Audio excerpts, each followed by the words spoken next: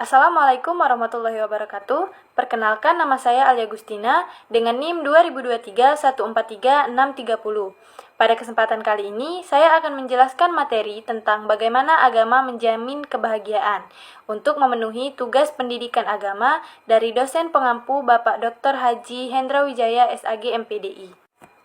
Pada pembahasan yang pertama, yaitu konsep dan karakteristik agama sebagai jalan menuju Tuhan dan kebahagiaan. Menurut Al-Alusi, bahagia adalah perasaan senang dan gembira karena bisa mencapai keinginan atau cita-cita yang dituju dan diimpikan. Pendapat lain menyatakan bahwa bahagia atau kebahagiaan adalah tetap dalam kebaikan atau masuk ke dalam kesenangan dan kesuksesan. Ibnu Qayyim al-Jauziyah berpendapat bahwa kebahagiaan itu adalah perasaan senang dan tentram karena hati sehat dan berfungsi dengan baik. Hati yang sehat dan berfungsi dengan baik bisa berhubungan dengan Tuhan, pemilik kebahagiaan. Pemilik kebahagiaan, kesuksesan, kekayaan, kemuliaan, ilmu, dan hikmah adalah Allah. Bahagia menurut Al-Ghazali dalam kitab Mizanul Amal bahwa as-sa'adah atau bahagia terbagi dua. Pertama, bahagia hakiki, dan kedua, bahagia majasi. Bahagia hakiki adalah kebahagiaan ukhrawi, sedangkan kebahagiaan majasi adalah kebahagiaan duniawi.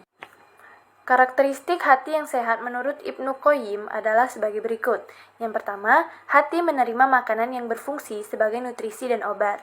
Adapun makanan yang paling bermanfaat untuk hati adalah iman.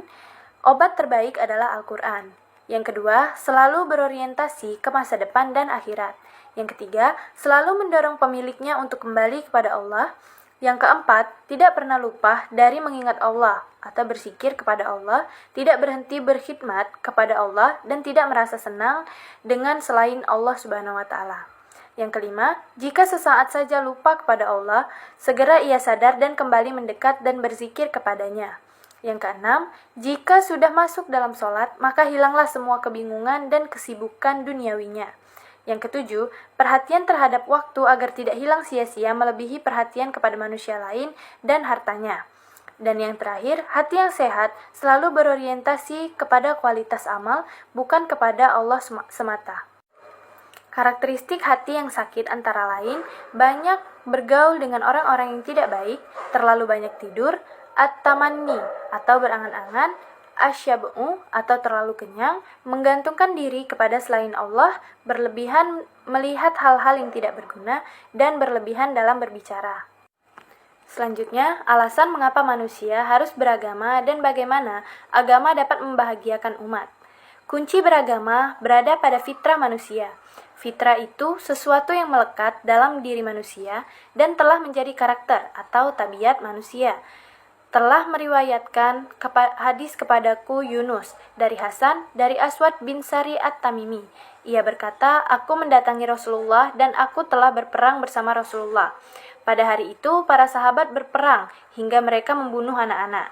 Kejadian ini sampai kepada Rasulullah. Maka Rasulullah bersabda, bagaimana keadaan kaum yang melewati batas dalam berperang hingga mereka membunuh anak-anak?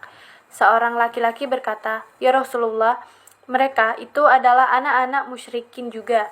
Segera Rasulullah menjawab, janganlah kalian membunuh keturunan. Janganlah kalian membunuh keturunan.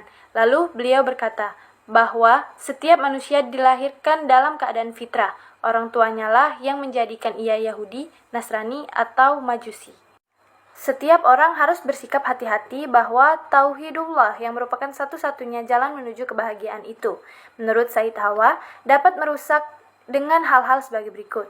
Yang pertama, sifat al-kibr atau sombong. Yang kedua, sifat az-zulm atau kezaliman. Dan sifat al-kizb atau kebohongan. Yang ketiga, sikap al-ifsad atau melakukan perusakan. Yang keempat, sikap al-ghaflah atau lupa. Yang kelima, sikap al-irom atau berbuat dosa. Yang keenam, sikap ragu menerima kebenaran.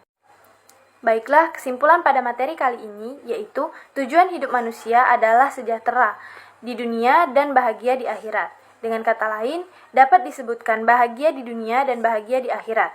Kebahagiaan yang diimpikan adalah kebahagiaan duniawi dan ukhrawi.